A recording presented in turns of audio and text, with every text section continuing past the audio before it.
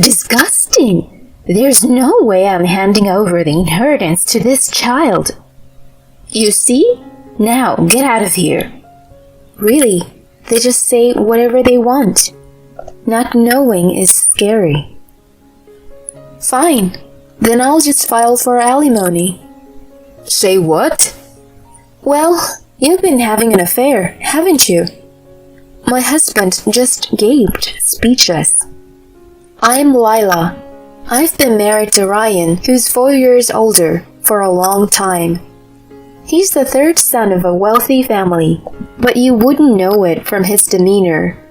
When we met, we were both fresh in our careers, not really thinking about marriage. He was my solace through the hard work. And before we knew it, we were considering marriage after settling into our jobs. I was surprised when he first mentioned his family. Even I, from the countryside, had heard of his family's corporations. I was speechless. And he just laughed, saying, "But I'm the third son, so the family business isn't my concern." It made sense. His 2 older brothers were already involved in the business, and he worked in a different field. The brothers were better, and the parents never asked Ryan to consider taking over their business. At our marriage meeting, his parents were neither for or against the union, as if they couldn't care less. See, I told you, I am not the expected one. I smiled, but I worried about the complex feelings behind his eyes. Our marriage was peaceful. Our relationship with his family was distant, with no contact from their end. It felt lonely, but compared to the typical in-law problems, we were fortunate. However, everything changed when Ryan's father, Tony, fell ill. About my family home. One evening, he brought it up with an uneasy air. He looked like he had something very important to say, and I listened quietly. My mom asked for help with Dad's situation. I had an inkling. Wanting to help your parents is natural, but what he said next shocked me. I'm thinking of quitting my job and returning home. I was puzzled. Returning home? What about my opinion? The right thing to say would be, I want to return, but what do you think? But I put myself in his shoes. If my parents were ill, I would be distraught and want to help. But still, we were a married couple, not individuals. Shouldn't we consider each other's feelings? These thoughts crossed my mind in an instant. Yet, I didn't want our relationship to crumble over this, so I let it go, missing a crucial point about his character. I understand, but we're a couple. I have my job too, and going back home means I can't continue working. I wish you had discussed it with me instead of just telling me. Sorry. I'm just overwhelmed. Mom never relied on me before, always seeing me as an incapable son. I believed that was his true feeling. He never explicitly said it, but he seemed happy his mother finally relied on him. Later, I met his mother, Mary, after almost a year. She looked frail and weak, and Ryan seemed genuinely worried about her. Lila, you must think I'm selfish, calling you both back like this. I'm sorry. We don't know how much longer Tony has. When I thought of you too, I didn't want to have any regrets. I want to cherish my family. There are positions ready for you in the company. Come whenever you're ready. Tony might not have much time left. Mary was, after all, a stranger. I felt cold, thinking so bluntly. We were always treated like heir, the third son and his wife. Suddenly being called family felt insincere, but Ryan, with tears in his eyes, looked at his mother. Mom, it's okay. We're discussing it, and we'll come up with a positive answer. He was completely taken in. Eventually, Ryan and I quit our jobs and joined Tony's company, agreeing to live with him. I had no regrets about quitting, joining the company, or moving in. However, being deceived was another story. It turned out the promise of working at Tony's company was a blatant lie. I only did miscellaneous tasks there for less than 3 months. Then, I was relegated to Tony's caretaker. It was a total betrayal. Lila, thank you for your hard work. Now, you will be taking care of my husband. 3 months into living together, I felt something was off. My job at Tony's company was menial, despite my background in planning. I had some experience under my belt, but that never meant anything at this place. I never thought I'd end up as a caretaker. What do you mean by that? I asked Mary for clarification. She scowled and sneered at me. Typical of a girl from third-rate university, unable to understand simple things. It's caregiving. What else could it mean? I am not asking for a definition of caregiving. Do I really need to spell it out for you from 1 to 10? How dare you speak to me like that? So rude. Rude? I didn't intend to be. Talking back is rude enough. I am Ryan's mother, you know. I know that, but that wasn't my point. I was asking if they planned to use me as a caregiver from the start. Someone of your level wouldn't be of any help in his company. It's reserved for top university graduates, not for you. I did graduate from a decent private university, but it paled compared to Ryan's brother's alma maters. From her tone, it was clear they summoned us just for Tony's care. Frustrated, I locked myself in my room, and later I told Ryan everything his mother said. His response was, Lila, you're an employee of Dad's company. You signed the contract. As an employee, you're supposed to fulfill your duties, including caregiving. Are you serious? What do you mean? He was so pleased to be relied upon by his mother that he sided with her instead of defending me. I was alone, without him as my ally. The logical choice was to divorce and free myself, but my altruistic side kicked in. His mother, who had abandoned her ailing husband, left him in my care. Despite never receiving any kindness from them, I couldn't abandon the frail old man in front of me. I was a stranger after all. I could leave whenever I reached my limit. With that mindset, I started caring for Tony. Good morning, Tony. I'm looking forward to working with you and getting to know you more. That was how it began. I noticed his blanket hadn't been washed. Flipping it over, it was dirty. He had been neglected since needing care. Neither his wife nor children looked after him. I was saddened by the thought. Let's wash and dry your blanket today. It's nice out.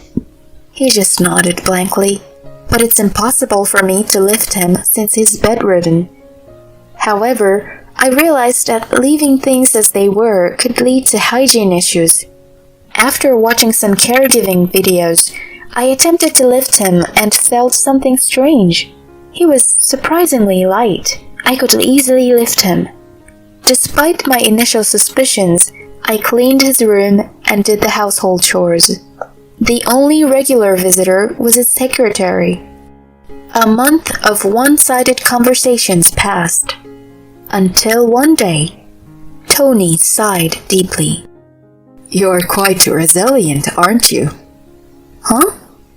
I turned around, only to find him sitting up on the bed, smiling and looking at me. Tony, you can talk? Sorry about that. My mind has been clear all along, just physically frail. I didn't expect you to stay so long. Thank you. He apologized, clearly weakened. No, it's not like that. It's more like, I guess I'm being stubborn or something. I definitely feel like I've been tricked, but, you know. It's hard to admit I simply felt sorry for the old man in front of me. Did I look that pitiful? I stayed silent, but he seemed to understand my expression. Your parents must be wonderful people. My children never lifted a finger to help their fallen father. Perhaps I raised them wrong. His words left me with a bittersweet smile. Thank you for talking to me, even when I didn't respond. Your humming and stories were comforting. I felt embarrassed for singing carelessly. Would you mind listening to my story today? Go ahead, Tony. He shared his past. He had a woman he intended to marry, but to save his nearly bankrupt company, he was arranged to marry Mary. The woman disappeared silently. I found her later, but she had already passed away from illness. Why did you search for her? I wanted to marry her, to leave everything and be with her. I married Mary, who comforted me in my grief, but somewhere I lost my way. Now she's probably infatuated with her lover. Mary's affair was shocking, but it made sense why she never came home. Sorry for the unpleasant talk. Lila, could you stay by my side a bit longer? Initially, I approached my relationship with Tony thinking I could leave any time, but eventually he became a part of my life. Surprisingly, I didn't find the caregiving burdensome. I was simply fulfilling his requests. However, as time went on, his health deteriorated, and a year later, he was almost entirely bedridden. Despite his physical decline, he remained mentally sharp. I continued to tend to his small requests every day. During this time, Mary rarely showed her face, and Ryan, my husband, also stayed away.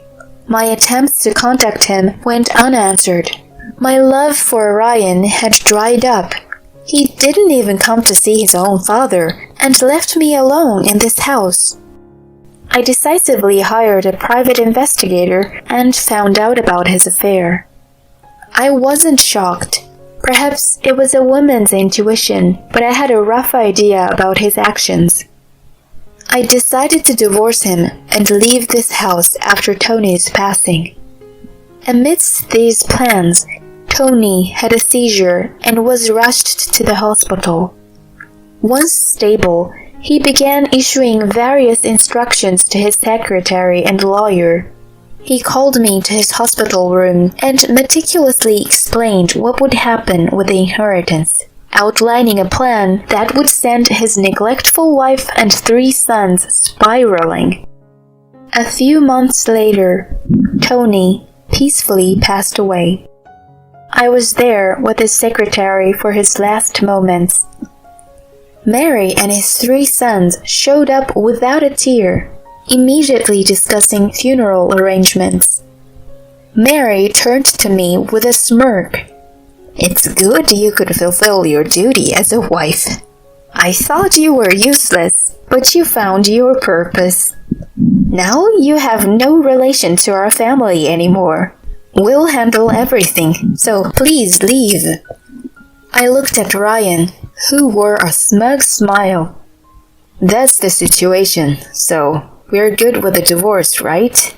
Don't worry, I'll give you a fair amount of money. Just don't talk about the inheritance, okay? Disgusting! Thinking about the inheritance. I would never give it to someone like you. You know now, so leave.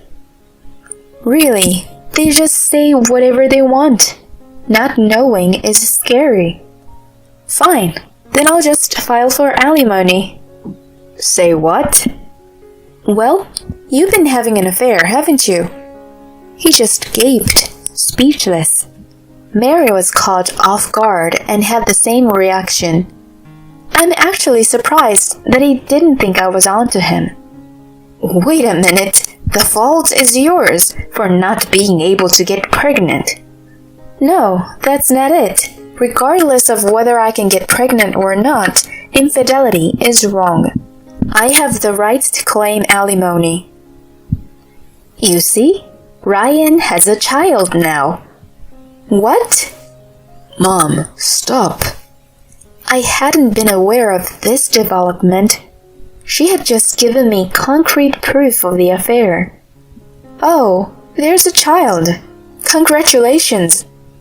Ryan, make sure you pay the alimony. Let's go with the standard $70,000. Paid now and we can divorce. $70,000? That much? It's a small price for a divorce. $60,000 for you and $10,000 for her. That's the going rate. Well, he looked awkwardly at his mother. Fine, that's a small price to get rid of this nuisance. I have fulfilled my role, so I'll leave. How obedient. After all, you're just after the money. Don't ever show your face to us again. We'll see about that. I'm sure I'll be seeing you in a few days. I quietly left the room. Ryan paid the alimony in 5 installments over the next few days, and we divorced. I'm free now. Later, I was called into a meeting room by Tony's company's legal counsel, where I found Mary and Ryan with visibly strange expressions. Why is Lila here? It's the president's will. Tony wanted me to witness everything to the end. Mary and her family reluctantly complied with the lawyer's prompts. The lawyer began. The next president will be the eldest son, Mike. Regarding the estate division, Mary interrupted. Wait a minute. The eldest son's name is Roger, not Mike. No, Mike is the son of the president and Erica. My name is Mary, not Erica.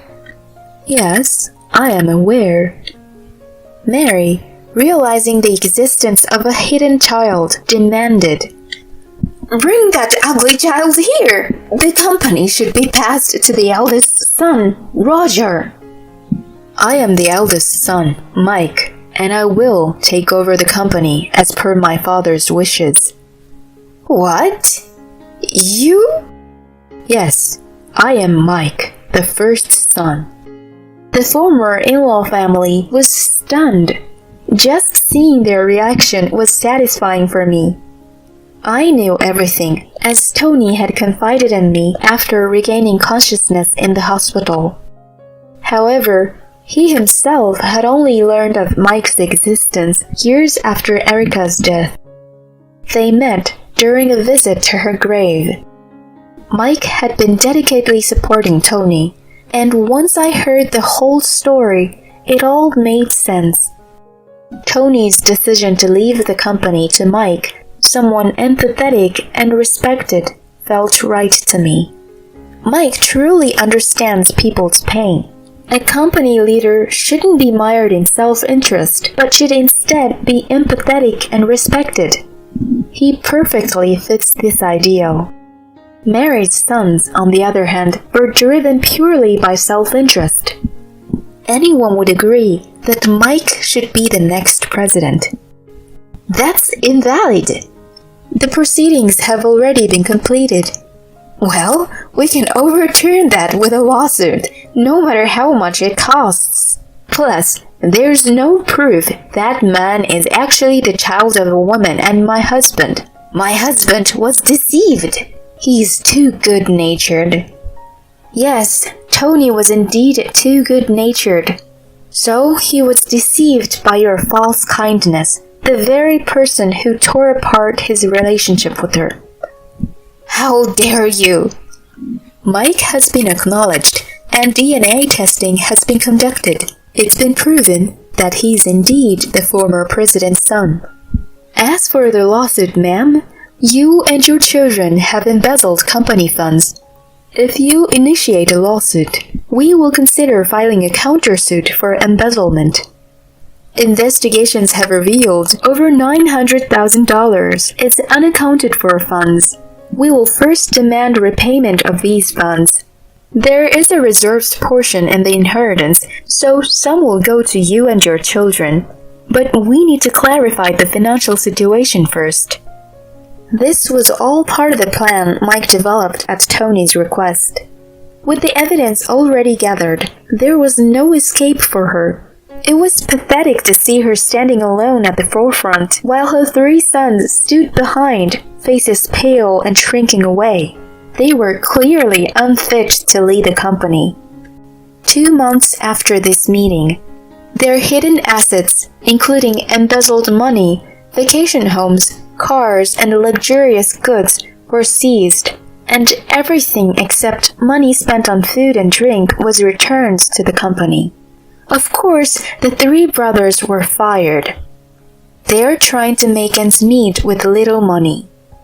According to Mike, Mary was now living in a rental with her eldest son's family, being treated as an unwanted burden by her daughter-in-law. As for my ex-husband, he tried to reconcile several times, but I refused. He didn't extend a helping hand during the toughest time of my life. I owe him nothing. I was deceived too. That child she was carrying wasn't mine. You get it, don't you? I was just wanted to protect it. But since it isn't mine, there's no need to protect it. Give me another chance. I promise I cherish you this time. No thank you. That was our last conversation. I heard he was now working in traffic control, at least showing some willingness to work. 6 months later, I started my second life. I was now working in the planning department at Mike's company, grateful to Tony for not only arranging the job but also giving me a substantial gift before his death, tax included. This, however, remained a secret known only to the lawyer, Mike, and myself. Even though Tony was no longer my father-in-law after the divorce, I regularly visited his grave to pay my respects. Thank you, Tony.